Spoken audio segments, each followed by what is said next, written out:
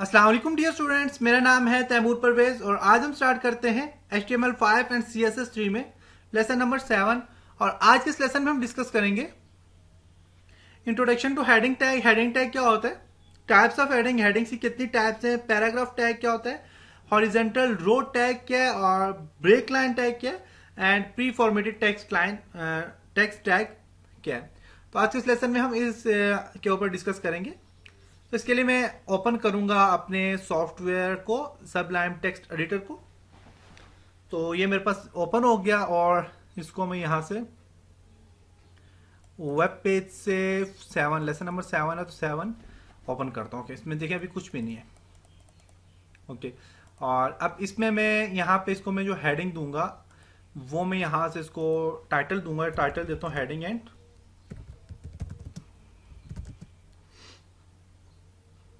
Formatting, heading and paragraph.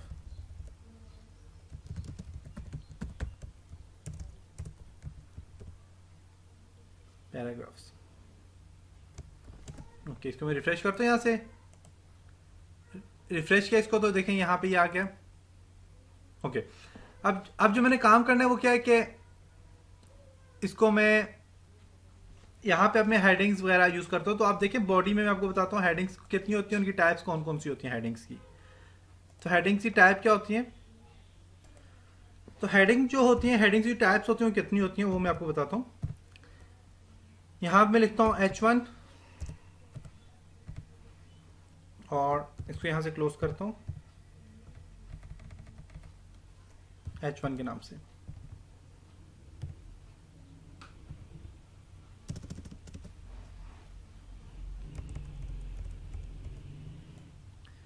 Copy करूंगा इसको मैं, Ctrl+C copy and paste.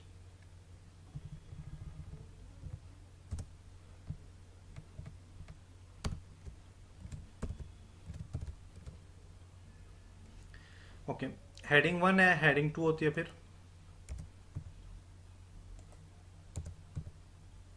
Heading 3। इन सब के साइज आपको बताऊंगा, इनके साइज कौन कौन से होते हैं। हेडिंग 4 और हेडिंग 5 और heading 6। Okay, this is heading 1,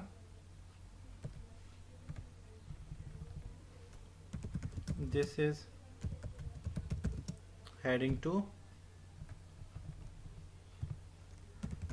this is heading 3, this is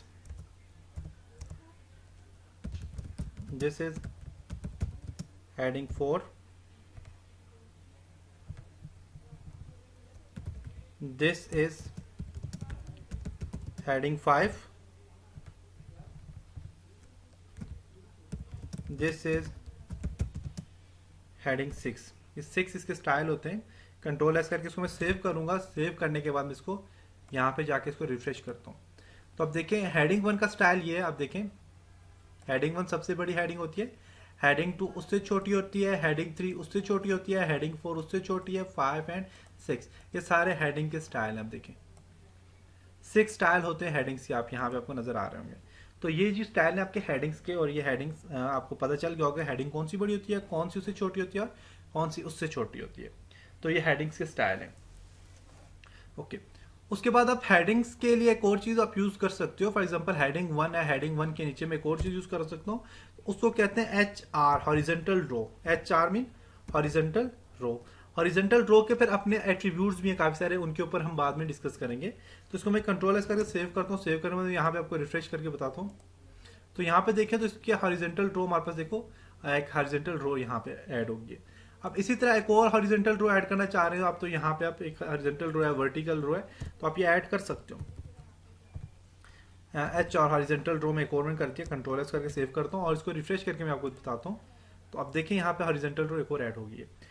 तो ये जो हॉरिजेंटल रो है इसकी विड्थ भी आप बढ़ा सकते हो और इसका कलर भी आप चेंज कर सकते हो, लेकिन ये हम इंशाल्लाह नेक्स्ट लेसन जब हम इन पे कंप्लीट डिस्कस करेंगे तब आपको मैं बताऊंगा कि हॉरिजॉन्टल रो के ऊपर किस तरह काम करेंगे, क्योंकि हर एक चीज़ के ऊपर जो हमने अलग अलग से एट्रीब्यूट यूज़ करने हैं, हॉरिजॉन्टल रो के ऊपर अलग से एट्रीब्यूट यूज़ करेंगे, तो वो हॉरिजॉन्टल रो के टॉपिक्स में आएंगे। तो जिस तरह मैंने आउटलाइन जो डिज़ाइन की हुई है मैं उसी के मुताबिक चल रहा हूँ ताकि आपके लिए आसानी और आप आसानी से काम कर सकें। ओके, अब मैंने यहाँ पे तो मेरे पास हेडिंग्स आ गया। हेडिंग के बाद आपने जो काम करना होता है, आप अपना टेक्स्ट लिखते हैं, जाहिर सी बात है। तो टेक्स्ट लिखने के लिए आप यहाँ से जो यूज़ करते हैं, तो मैं यहाँ से इन 3 हेडिंग को ख़त्म कर देता हूँ फॉर एग्जाम्पल। ओके, अब जो काम करना है मैंने वो काम किया है जी। आपने टेक्स्ट लिखते हैं तो टेक्स्ट के लिए आप यहाँ से पैराग्राफ और ब्रेक का साइन यूज़ करते हैं। तो मैं पैराग्राफ के लिए पी एंटर करता हूँ। और पैराग्राफ लिखना क्यों मस्ट है, आप देखें, अगर मैं यहाँ पे नीचे पैराग्राफ लिखता तो मेरी हेडिंग के साथ जुड़ा हुआ होता है पैराग्राफ भी। तो मैं चाहता हूँ अलग से हो, तो यहाँ पे आप पी का एक टैग यूज करेंगे, पी पैराग्राफ के लिए पी, और इसी को आपने यहाँ से क्या करना है, क्लोज करना है। बैक स्लैश देखिए, आप इसको क्या कर दें, क्लोज कर दें। अब मैं फॉर एग्जाम्पल एक कुछ मैं लिखता हूँ दिस इज पैराग्राफ, इसको डेमी टेक्स्ट कहते हैं क्योंकि हमें कुछ और लिखने। दिस इज पैराग्राफ, पैराग्राफ आ गया। ओके, अब जब मैं इसको जो है तो ये जो पैराग्राफ मैंने लिखा हुआ है इसको मैं कॉपी करता हूँ। यहाँ पे देखें, इस चीज़ को मैं कॉपी करता हूँ, कॉपी किया और इसको मैं यहाँ से पेस्ट करूँगा। Paste paste paste paste paste paste paste paste, enter कर दी। यहाँ पे अब पेस्ट करके यहाँ मैं एंटर कर देता हूँ, पेस्ट स्पेस दे दे मुझे।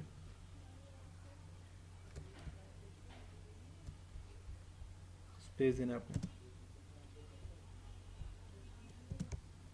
ओके, कंट्रोल एस करके अब मैं इसको जब सेव करूँगा ना, कंट्रोल एस करता हूँ, सेव करता हूँ इसको, और यहाँ पे ब्राउजर में जाकर मैं देखता हूँ, देखें पैराग्राफ देखें यहाँ से आगे जा रहा है। अब देखें कंप्लीट इस तरह लिखा हुआ है।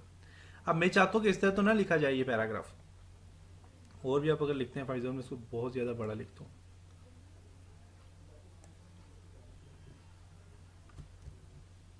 बस काफ़ी है।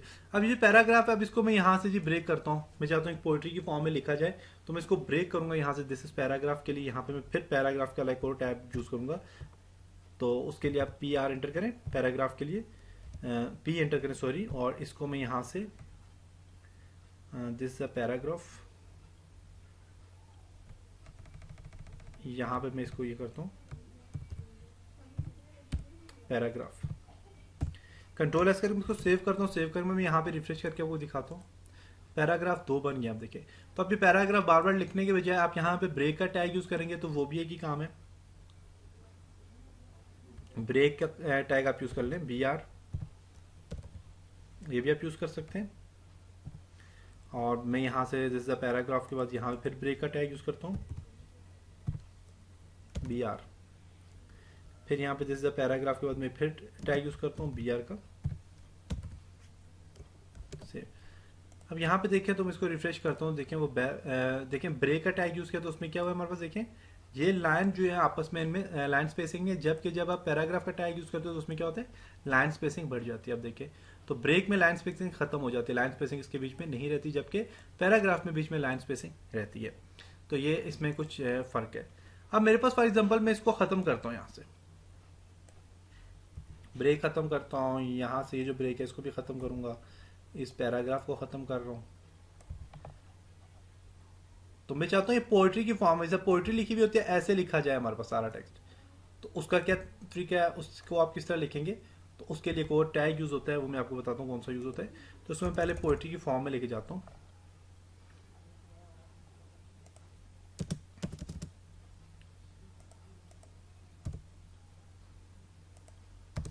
एंटर करता हूँ,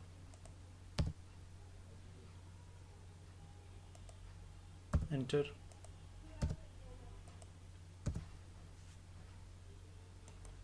enter, enter, enter, enter, enter, enter, enter.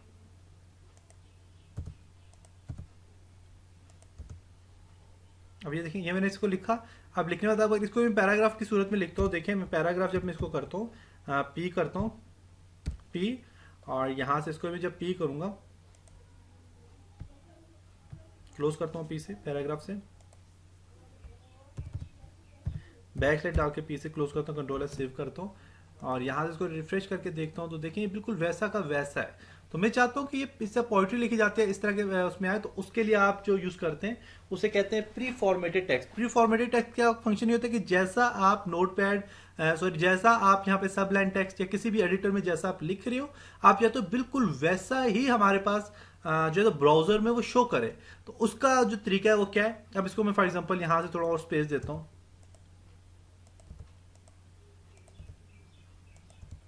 ऐसा स्पेस देता हूँ, या मैं इसको थोड़ा सा आगे यहां से इस तरह करता हूँ।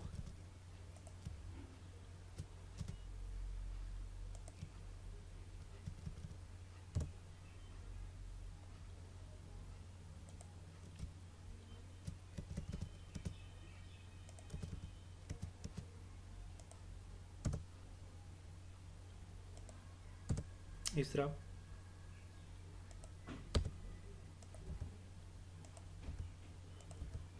बस यहाँ तक काफी।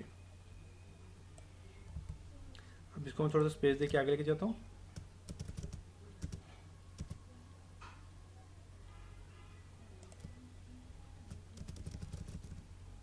ओके अब जैसे ही मैंने लिखा हुआ है, मैं चाहता हूँ वैसे ही पैराग्राफ आए, तो उसके लिए आप पी एंटर करेंगे तो, लेकिन देखेंगे वो अप्लाई नहीं होगा। इसको मैं बैक साइड से ऑफ करता हूँ, कंट्रोल एस करके सेव करता हूँ। सेव किया मैंने और इसको यहाँ पे रिफ्रेश करता हूँ।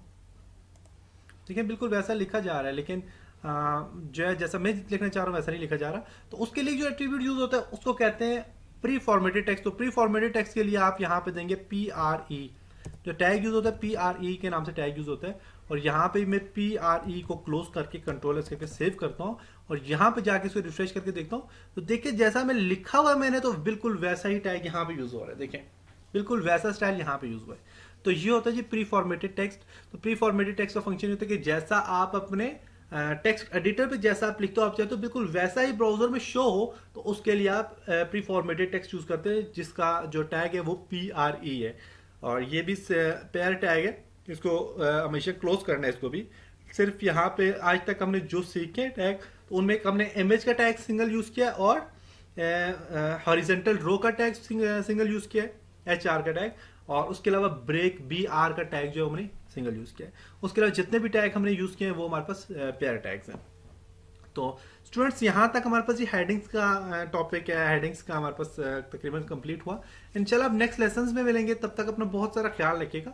और इन टैग्स को और जहां तक हमने किया है इनको आप बार बार प्रैक्टिस करें, बार बार इन पे काम करने की कोशिश करें, ताकि आप एक अच्छी तरह से वेब डिजाइन कर सकें, वेबसाइट डिजाइन कर सकें और एक अच्छे वेब डिजाइनर बन सकें। और जब हम PHP या SQL पे काम करें तो आप आसानी से उस पर काम कर सकें।